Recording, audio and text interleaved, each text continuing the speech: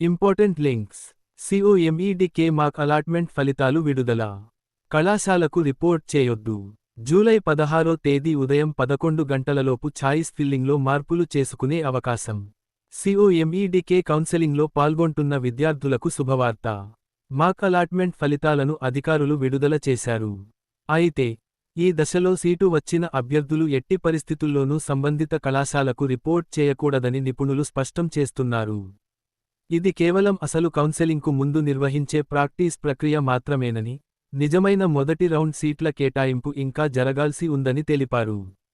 మాక్ allotment ఫలితాలను తెలుసుకోవాలనుకునే అభ్యర్థులు COMEDK అధికారిక పోర్టల్లోకి వెళ్లి, ఇంజనీరింగ్ లాగిన్ ఎంపికను ఎంచుకుని, అప్లికేషన్ నంబర్, పాస్వర్డ్, క్యాప్చా నమోదు చేసి లాగిన్ కావాలి. అనంతరం కనిపించే డాష్బోర్డ్లో డెసిషన్ మేకింగ్ ట్యాబ్ను క్లిక్ చేసి, అలాటెడ్ సీట్ వ్యూ ఎంపికను ఎంచుకుంటే మాక్ అలాట్మెంట్లో సీటు లభించిందా లేదా అనేది తెలుసుకోవచ్చు. సీటు కేటాయింపైన అభ్యర్థులకు ప్రాధాన్యత సంఖ్య, కళాశాల పేరు, కోర్సు పేరు, కళాశాల చిరునామా, మొత్తం కళాశాల ఫీజు వంటి పూర్తి వివరాలు కనిపిస్తాయి. అయితే ప్రస్తుతం ఎలాంటి ఫీజు చెల్లించాల్సిన అవసరం లేదని, ఇవి మొదటి రౌండ్లలో సీటు ఖరారైన తర్వాత మాత్రమే వర్తిస్తాయని అధికారులు స్పష్టం చేశారు.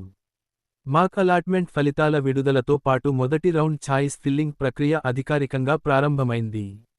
ఈ ప్రక్రియ జూలై 16వ తేదీ ఉదయం 11 గంటల వరకు మాత్రమే కొనసాగుతుందని తెలిపారు. గడువు చాలా తక్కువగా ఉన్నందున అభ్యర్థులు చివరి నిమిషం వరకు వేచి ఉండకుండా వెంటనే తమ ఎంపికలను పరిశీలించి అవసరమైతే సవరించుకోవాలని సూచించారు. గతంలో అభ్యర్థులు చేసిన ఛాయిస్ ఫిల్లింగ్ గత ఏడాది కటాఫ్ల ఆధారంగా జరిగి ఉండవచ్చని, అయితే ఇప్పుడు విడుదలైన మాక్ కటాఫ్ ర్యాంకులు ఆధారంగా ఎంపికలను మరింత సమర్థవంతంగా సవరించుకోవచ్చని నిపుణులు సూచిస్తున్నారు. మాక్ అలాట్మెంట్లో సీటు వచ్చినా, మొదటి రౌండ్లలో అదే కళాశాల లేదా అదే కోర్సు వస్తుందని హామీ ఉండదని తెలిపారు. అందువల్ల ప్రస్తుత జాబితాను మరోసారి పూర్తిగా పరిశీలించడం అవసరమని పేర్కొన్నారు. అభ్యర్థులు తమ ఛాయిస్ ఫిల్లింగ్ జాబితాలో తగినన్ని కళాశాలలు లేదా కోర్సులు చేర్చకపోయినా, సరైన ప్రాధాన్యత క్రమంలో అమర్చకపోయినా, చేరే ఆసక్తి లేని కళాశాలలను తొలగించకపోయినా, వెంటనే ఆ మార్పులు పూర్తి చేయాలని సూచించారు. ఈ సూచనలు మాక్ అలాట్మెంట్లో సీటు వచ్చిన వారికి మాత్రమే కాకుండా, ఈ దశలో సీటు రాని అభ్యర్థులకు కూడా సమానంగా వర్తిస్తాయని తెలిపారు. తమ ర్యాంకుకు అనుగుణంగా ఏ కళాశాలలను ఎంపిక చేసుకోవాలో తెలుసుకోవడానికి COMEDK విడుదల చేసిన ఇంజనీరింగ్ మాక్ కటాఫ్ ర్యాంకులు ఉపయోగపడతాయని పేర్కొన్నారు.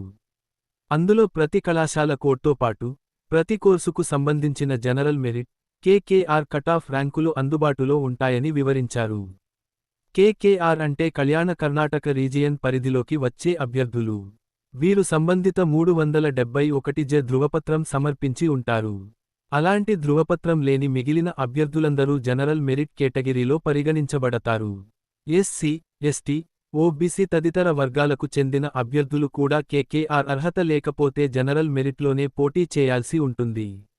ఉదాహరణకు, ఒక కళాశాలలో ఏరోనాటికల్ ఇంజనీరింగ్ కోర్సుకు జనరల్ మెరిట్ కటాఫ్ 41,508గా ఉంటే, 40,000 ర్యాంకు సాధించిన అభ్యర్థికి ఆ కళాశాలలో సీటు వచ్చే అవకాశాలు ఉంటాయని నిపుణులు వివరించారు.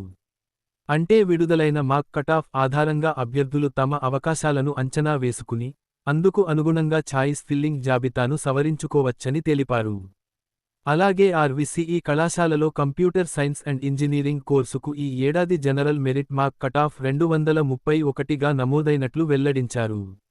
గత ఏడాది ఇదే కోర్సుకు కటాఫ్ 336గా ఉండగా, ఈసారి అది గణనీయంగా తగ్గిందని, దీని ద్వారా పోటీ మరింత పెరిగినట్లు స్పష్టమవుతోందని తెలిపారు. KKR విభాగంలో ఇదే కోర్సుకు కటాఫ్ 1158గా నమోదైనట్లు వివరించారు.